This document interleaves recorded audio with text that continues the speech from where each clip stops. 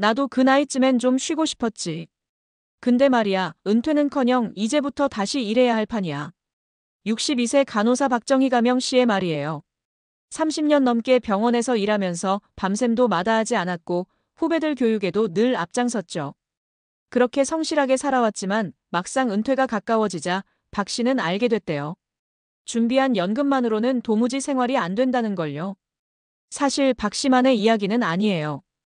요즘 60세 넘어서도 일하는 사람들 꽤 많죠. 젊었을 땐 나도 나이 들면 좀 쉬겠지 싶었는데 현실은 정반대예요.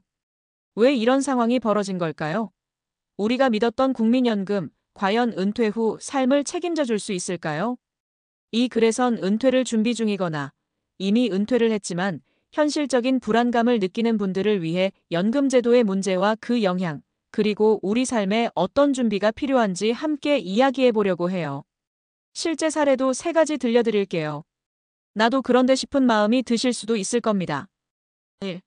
우리가 믿었던 연금, 과연 든든한가요? 많은 사람들이 이렇게 생각했어요. 국민연금 30년 부으면 은퇴하고도 살 수 있겠지. 연금 나오니까 큰 걱정은 없을 거야. 근데 현실은 생각보다 훨씬 차가워요.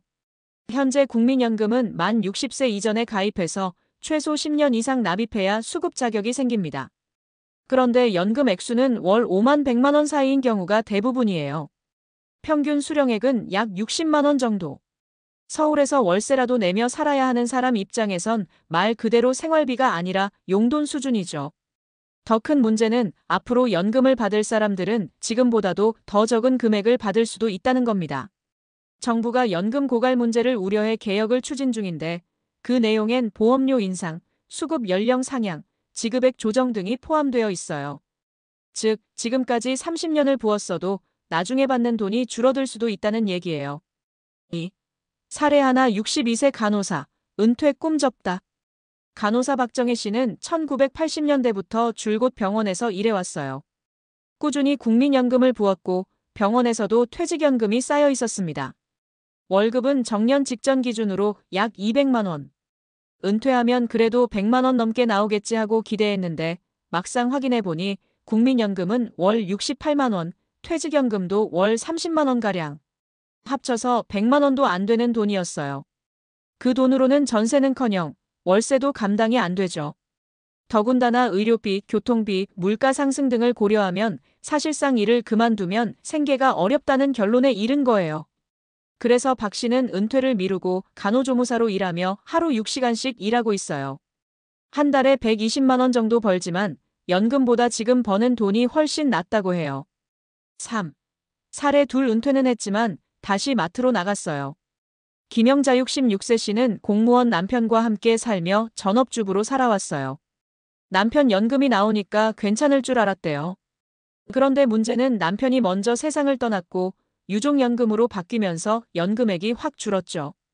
김 씨는 1년간 아무 일도 하지 않고 지냈지만 매달 고정 지출이 연금보다 많았어요. 결국 근처 마트에 취직해주 4일, 하루 5시간씩 일하고 있어요. 월 80만 원. 힘들지만 이게 현실이라고 말해요. 나도 손주 봐주면서 노년을 보내고 싶었는데 그런 건 뉴스 속 이야기더라고요. 4. 사례 셋 자영업 30년 국민연금 없다는 게 믿어지세요? 정혜성 61세 씨는 자영업을 30년 가까이 했어요. 식당도 하고 작은 카페도 했지만 한 번도 국민연금을 제대로 부은 적이 없었어요. 사업자니까 나중에 잘 되면 알아서 준비하자는 생각이었죠. 하지만 은퇴를 앞두고 가게도 접고 나니 남은 건 적은 통장 잔고뿐. 국민연금은 가입 기간이 짧아서 수급도 어렵고 개인연금도 따로 없어요. 지금은 동네 택배 물류센터에서 조립 아르바이트를 하고 있어요. 몸이 예전 같지 않지만 일을 안 하면 생활이 안 되니까 어쩔 수 없다고 합니다. 5. 그럼 우리는 뭘 준비해야 할까? 1. 연금만 믿지 말자. 국민연금은 보조수단이지 전부를 책임져 줄 수는 없어요. 개인연금, 퇴직연금, 저축 등을 병행해야 해요. 특히 개인형 퇴직연금 IRP, 연금저축펀드는 세액공제 혜택도 있어요. 조기 준비가 정말 중요하죠. 이 은퇴 시기 현실적으로 잡자. 예전엔 60세면 은퇴가 보편적이었지만 요즘은 70세까지 일하는 게 흔해졌어요. 퇴직 후에도 제2의 커리어를 준비하는 게 중요해요. 평생 교육, 자격증, 단시간 일자리도 눈여겨봐야 해요. 3. 지출 구조 조정도 필수. 은퇴 이후엔 수입보다 지출 관리가 더 중요해져요. 주거비, 식비, 통신비 등을 줄이는 라이프스타일 다운사이징을 고민해볼 시점이에요. 6. 연금 개혁. 나만 손해보는 느낌이 들어도. 연금 개혁 얘기가 나올 때 많은 분들이 이렇게 말해요. 우리는 다 부었는데 왜 더 늦게 주고 덜 주겠다는 거야? 정부는 손 놓고 있다가 이제 와서 부담을 우리한테 넘겨.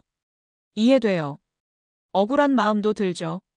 하지만 고갈 위기에 처한 국민연금을 그대로 두는 것도 결국 우리 세대, 그리고 다음 세대에게 더 큰 짐이 될 수 있어요. 개혁이 필요하다는 건 분명한데 그 방향과 방식은 더 많은 논의와 감시가 필요하죠. 은퇴는 끝이 아니라 또 다른 출발선. 은퇴란 쉬는 것이라는 인식은 이제 옛말이 된 것 같아요. 지금은 은퇴 후에도 살아갈 자원을 스스로 마련해야 하는 시대예요. 국민연금은 물론 필요하지만 그것만으로는 부족하다는 걸 많은 이들이 몸으로 느끼고 있어요. 그래서 결국 중요한 건 미리 준비하는 것. 지금 40대, 50대라면 아직 늦지 않았어요. 작게라도 연금 저축을 시작하고 은퇴 후 하고 싶은 일이나 할 수 있는 일을 고민하는 게 필요해요. 이 글을 읽고 나는 이미 늦은 것 같아라고 느끼셨다면 그래도 포기는 하지 마세요. 작은 아르바이트, 지출 줄이기, 지자체 복지 혜택 등 할 수 있는 방법은 꼭 있습니다.